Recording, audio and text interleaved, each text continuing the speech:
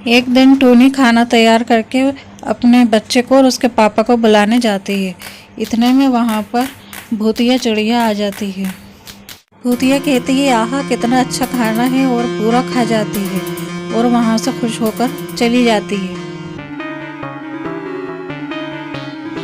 और खाने की थाली पूरी खाली करके भाग जाती है।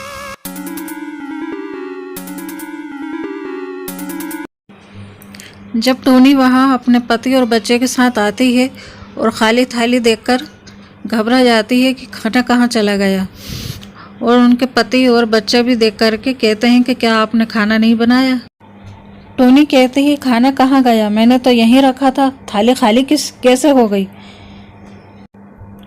टूनी का पति टीनू कहता है कि जब खाना नहीं बना था तो हमें क्यों बुलाया, हम बाहर ही खेलते रहते, थोड़ी देर और खेल लेते। बच्चा कहता है कि मुझे बहुत तेज भूख लगी है मम्मी। इसी तरह रोज के रोज वो भूतिया चिड़िया रोज आती और दोपहर का खाना खा जाती थी और टूनी के आने से पहले वहां से भाग जाती थी। एक दिन टूनी ने खाना रखा और बाहर से छुपकर देखने लगी तो टूनी ने देखा कि एक भूतिया चिड़िया आई और उसने खाना खाना शुरू कर दिया। टूनी जाकर उससे कहती है ये क्या कर रही हो, ये खाना हमने हम लोगों के लिए बनाया है, तुम क्यों खा रही हो। भूतिया कहती है या तो तुम मुझे खाना दो, नहीं तो मैं तुम्हें खा जाऊंगी।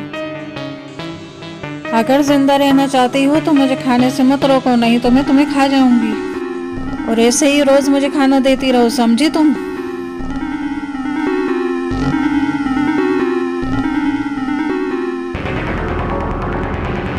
जब टूनी अपने पति को बताती है तो वो कहता है कि या तो तुम पागल हो गई हो या फिर खाना बनाने से बच रही हो।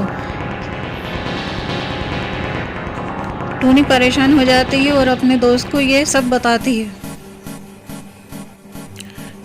टूनी की दोस्त सुनकर कहती है मैं तुम्हें अपने बाबा के पास लेकर चलूंगी, उनके पास इसका हल जरूर होगा।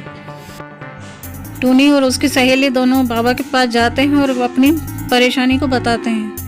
बाबा कहते हैं तुम लोग परेशान मत हो, ये भभूत ले जाओ और उस खाने में मिला देना, इसे खाते ही वो वहीं ख़त्म हो जाएगी। टूनी वो भभूत लाती है और खाने पर डाल देती है और वहाँ से छुप जाती है।